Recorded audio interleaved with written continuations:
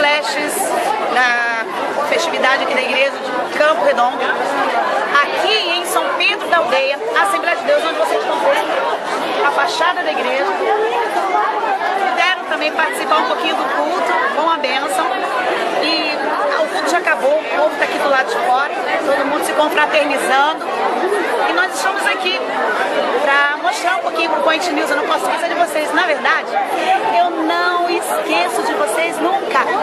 Estou muito feliz, estou aqui com a Cristiane, uma abençoada, contando para mim que ela canta os meus louvores do CD A Face da Glória. Ela já tem autografado, está em casa, mas você adquiriu hoje o CD Raça Junção e o playback. Tá aqui, ó, playback Raça Junção. Valeu, ó, delícia? Ô, Glória! Só que ela falou, como é que foi que você ficou, Cristiane? A dificuldade? No CD, Pode falar um pouquinho alto. A Face da Glória, os tons estavam altos demais pra mim.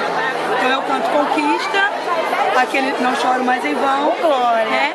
E os outros eu não conseguia cantar, não consigo cantar sozinha. Né? Você percebe que ela tem uma rouquidãozinha igual a minha, assim, né? É cantora, queridos.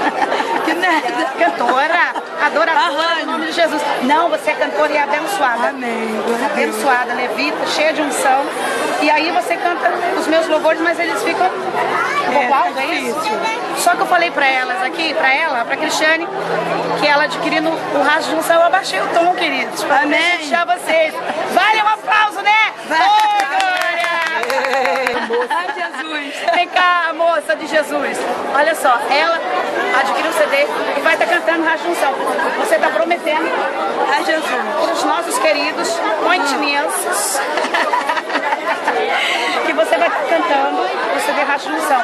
Eu quero que você lance no YouTube, que eu quero mostrar para eles. Tá bom? Tá bom, amém. Lança lá no YouTube, que eu quero mostrar para eles. O Point News. Um abraço. Deus abençoe.